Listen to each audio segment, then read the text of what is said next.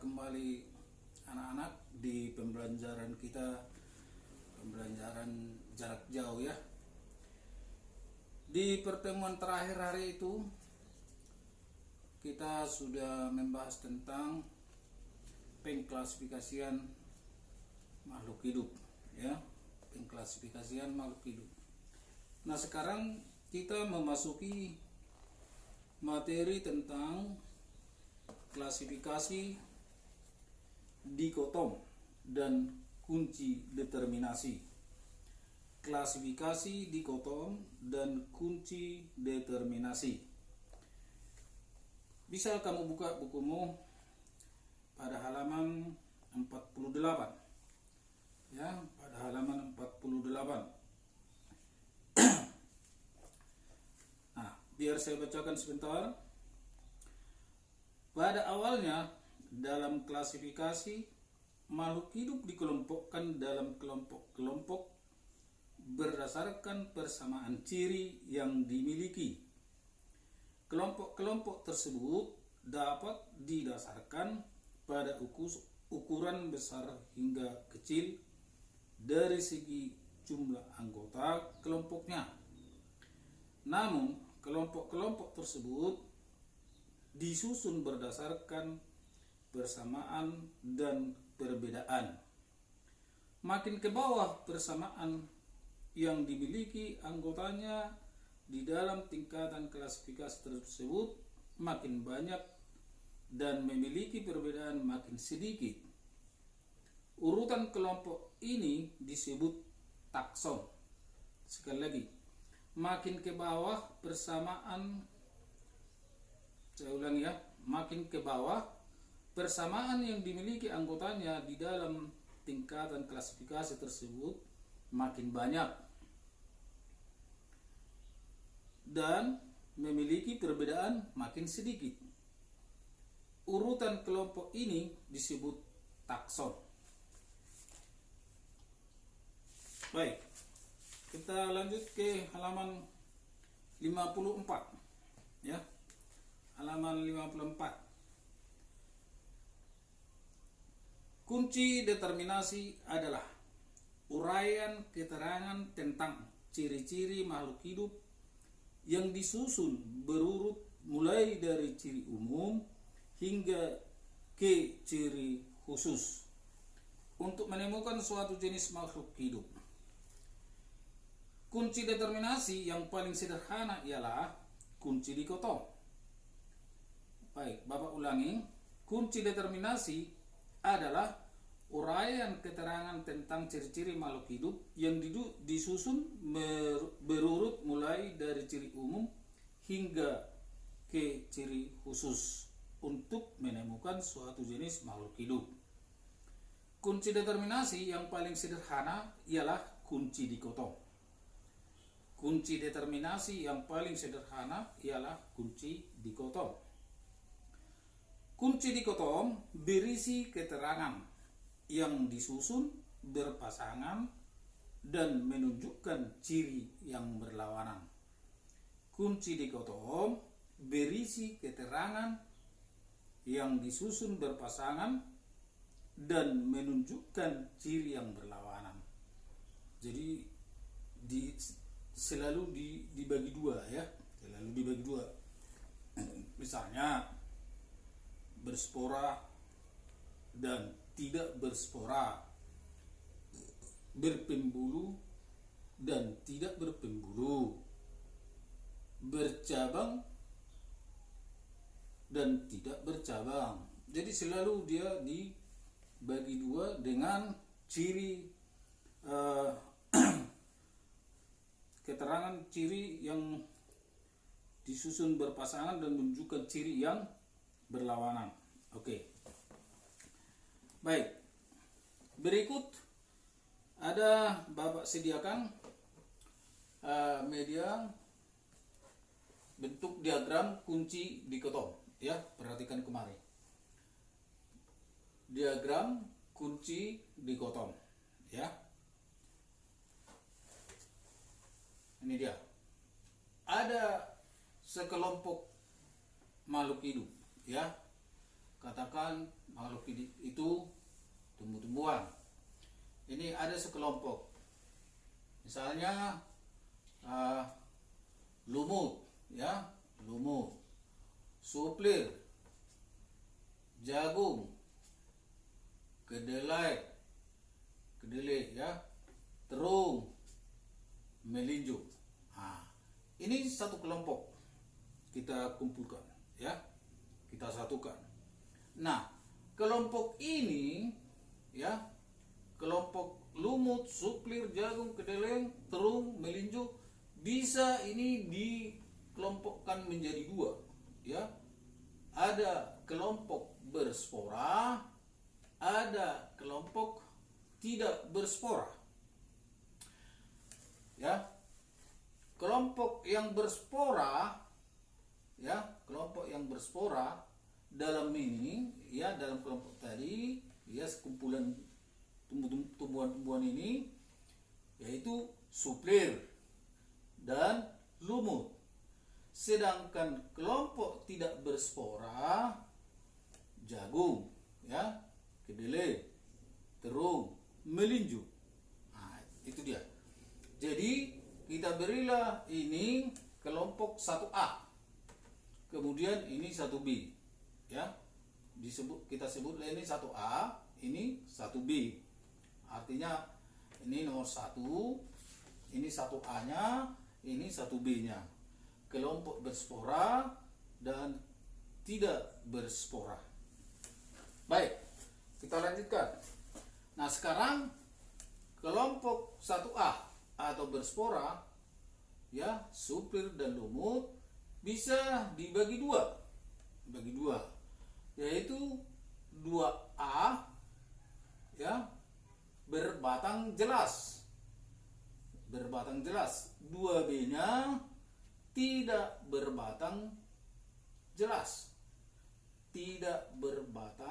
jelas. Nah, yang termasuk berbatang jelas di sini adalah suplir, ya.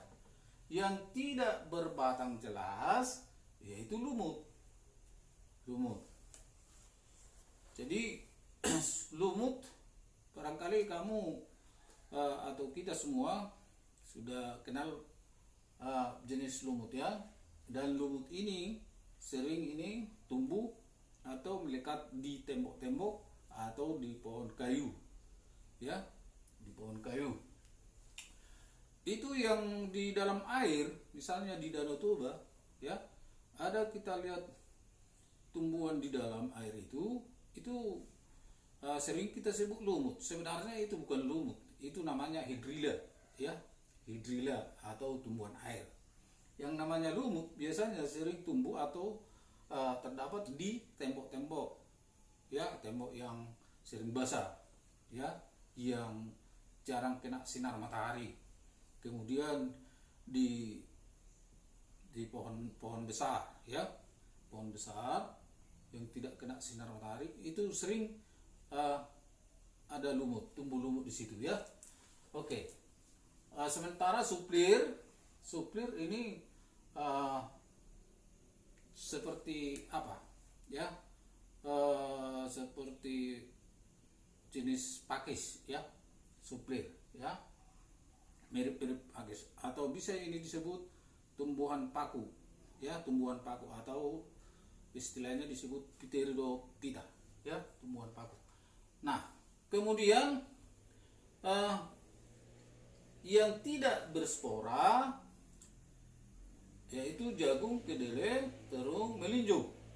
Ini bisa dibagi dua, ya, berbiji biji tertutup, ya, dan biji terbuka, ya, biji tertutup dan biji terbuka.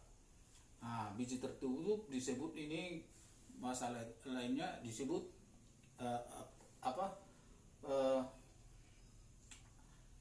Angiospermae, ini Gymnospermae, ya. Terus biji tertutup yang dari sini tadi, kelompok ini jagung, kedelai, terung. Kemudian biji terbuka melinjo, ya, bijinya itu terbuka, tidak ditutupi oleh daun buah, terbuka dia. Nah, sementara terung, jagung, kedelai tertutup, ditutupi oleh daun buah. Oke, baik. Lanjut. Ini nomor 2, 2A, 2B, ya. Kemudian ini 3A, 3B. Oke. Kemudian kelompok 3A ini biji tertutup, ya, dengan biji tertutup dengan contoh di sini jagung, kedelai, terung, ya. Ini bisa dibagi dua lagi, ya, menurut atau dilihat dari ciri yang dimilikinya, ya, ciri yang berbeda yang dimilikinya, yaitu berkeping dua, ya, itu disebut itu contohnya, atau yang termasuk berkeping dua di sini, dari sini adalah kedelai dan terung. Terus yang kedua, bagi kedua, berkeping satu, itu jagung, ya, berkeping satu jagung. Nah, perbedaan berkeping dua dengan berkeping satu, maksudnya bijinya itu kalau dia baru tumbuh atau dalam proses perkecambahan, bijinya itu terus membelah dua. Tapi kalau berkeping satu, tetap dia satu, ya, sampai busuk dia tetap tidak membelah. Nah, sementara yang berkeping dua terus membelah itu bijinya ini, ya, itu maksudnya berkeping dua, atau ini disebut dikote, ya, dikote. Ini monokote, mono artinya satu, ya.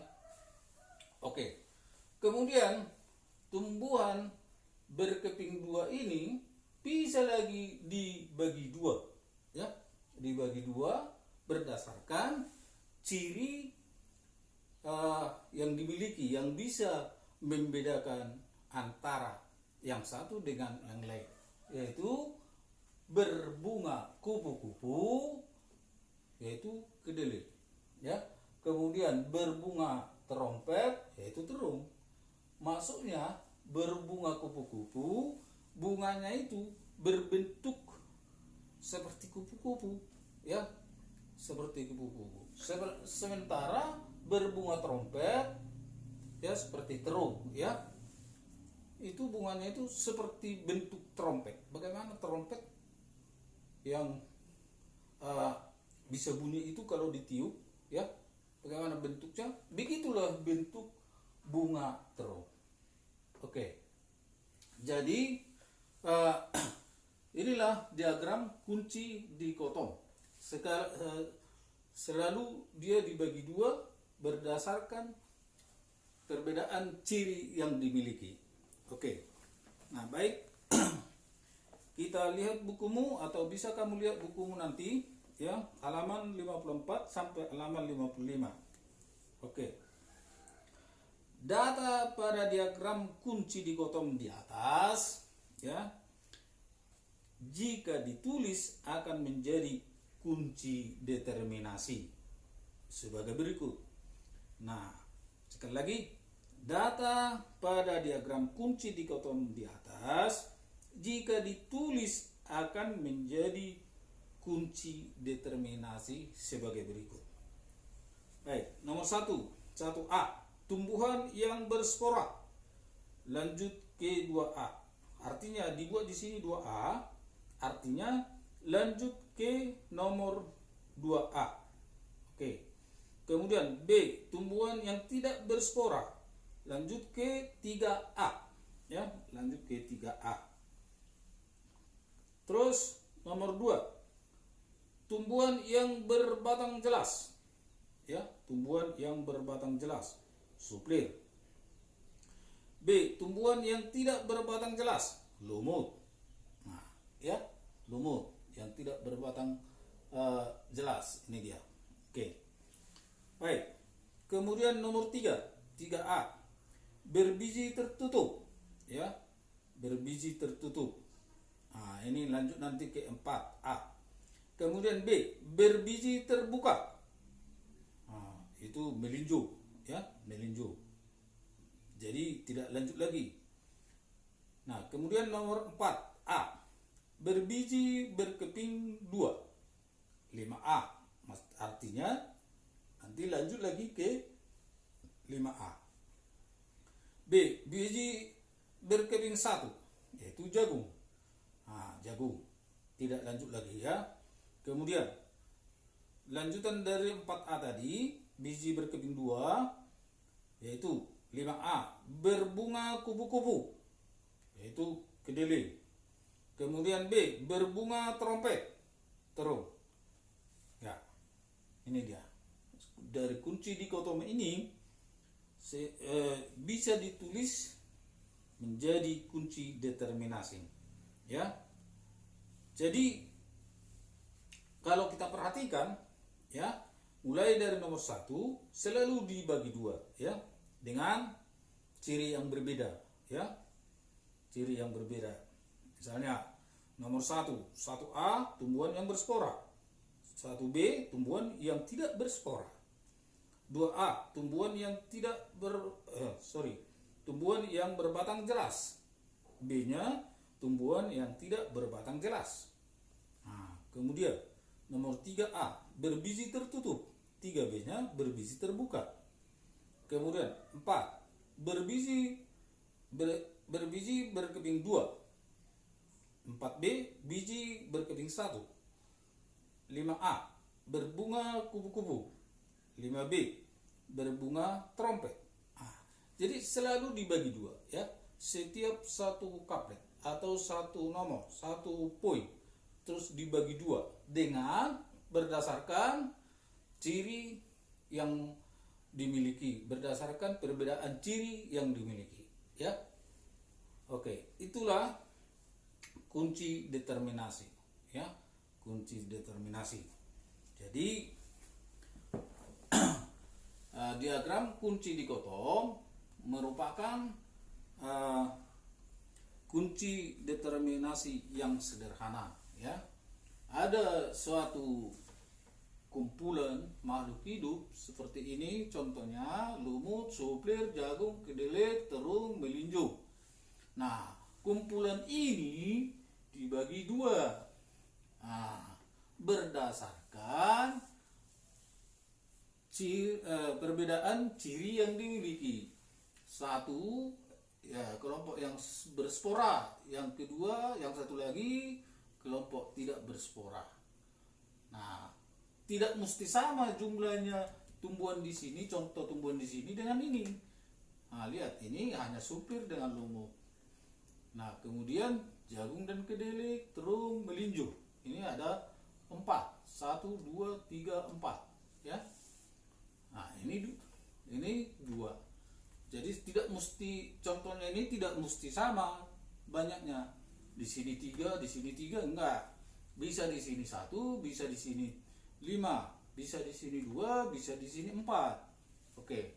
Yang jelasnya kumpulan yang di sini tadi dibagi 2 kelompok, ya, berdasarkan perbedaan ciri yang dimiliki makhluk hidup tersebut.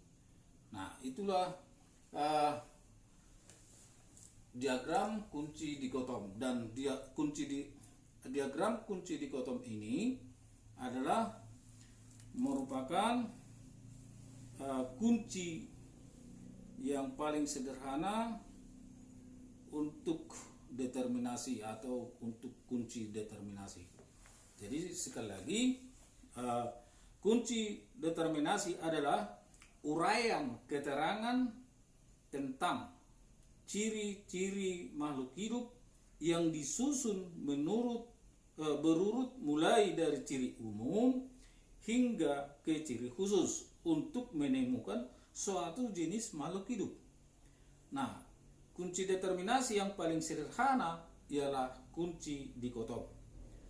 Nah, kunci dikotom ini berisi keterangan yang disusun berpasangan dan menunjukkan ciri yang berlawanan. Oke. Jadi lebih jelasnya tolong baca-baca bukumu halaman 54 ya, halaman 54 sampai dengan halaman 55. Di situ ada dibuat kunci dikotom, dan kunci dikotom itu adalah merupakan bagian daripada kunci determinasi yang paling sederhana, ya. Baik. Jadi kira-kira demikian penjelasan yang bisa Bapak sampaikan di pertemuan kita kali ini. Dan jangan lupa ya, baca-baca bukumu tentang materi kita hari ini dalam pertemuan ini, mulai dari halaman 48 sampai dengan halaman 55. Sekian dan terima kasih.